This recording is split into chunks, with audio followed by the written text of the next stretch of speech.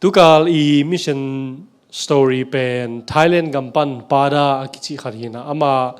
tang thu hi na long walk to God mate pasien kyanga paina lampi sao chi thu hi pada pen ain ko sung anaw tum pen hi a u pen pa Adventist song so chiang in pada in abang dia ko pen pa morja Adventist so khiam chi theinwam hi aman au pa kyanga abang dia Adventist so na hiam chi hi arote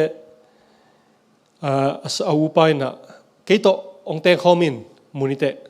chin dong hi to hi manin pada zong morja to ateng khom ding in apai hi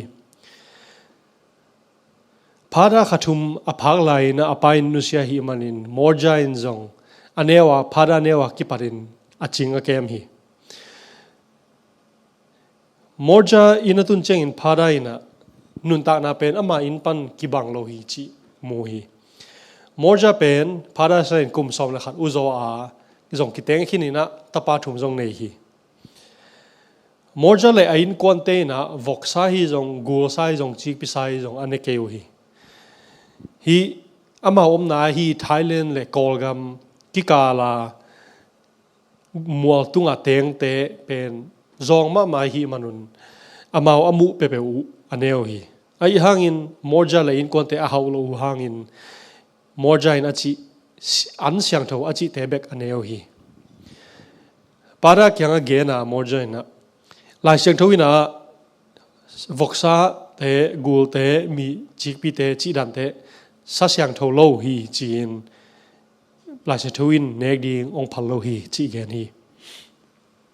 sanai ni te para ina asangam pa lowa ahu hi loi te chingina loi te na lowa kholo te a kholo kale na man aching hi sanai ni chingina Monday Tuesday Wednesday Thursday Friday ni te aching hi Saturday jing sang te morja na aphada nai jing sang nai ngain phongina biakin pai hun ta hi thoin chi hi para pen nuam lo hi I mun nuam lai ai hangin au I sapahi manina thumangina atho hi to changina manjong au pen Adventist bahanga Adventist hi swakhiam chi thein nuam hi chiang in to hang main jong I biakina ongki gen khale chin apai hi pada jong thotowina sangampa in konte to bule ya vegetables mate singte to te akibol Friday ni morja zina bol te aneo hi to ne khit chang bia polpi biakina pairing na ki tho yu hi ama khoneo sunga Adventist biakinom lo hi manin anai pen khorang khara biakin apayu hi tua biakin pen tai giat agam la hi tua lampi kala atate agim chain morja ina tua taneo pen poina anunga poina apayu hi morja zina ataneo pen ni na zong poina apayu hi in phara pen au pen atau pen kum guka hi to ama apai khom hi hidanin tua in konteng nai thum sung ong payu hi mual tung tor hi zong in lo sung a hi zong in lo kom la kai zong in lui kom la kai zong in amau ong payu ya atop na Sabbath school lapina Adventist biakinong tu hi pharain la tua worship service no masahi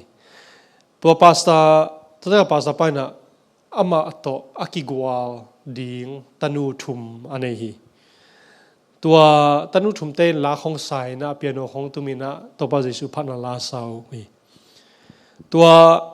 worship khit chiang na phadoina biakina anlim taka ki bol sunan anea lima sama ma hi tua pastor pa izi na abol mai to abol su mo mai tu hi to zong lima sama ma hi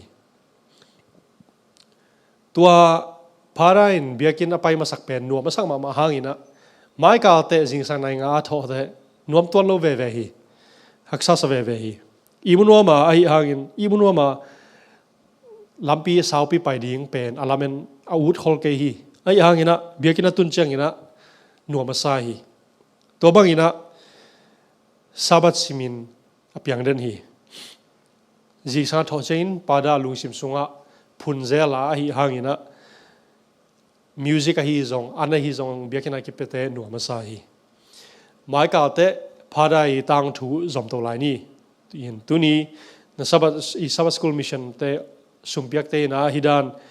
topa jisu ong pai ki na ding thu Thailand hi zong mundang hi zonga gen na ding in ki jang ding hi lungdam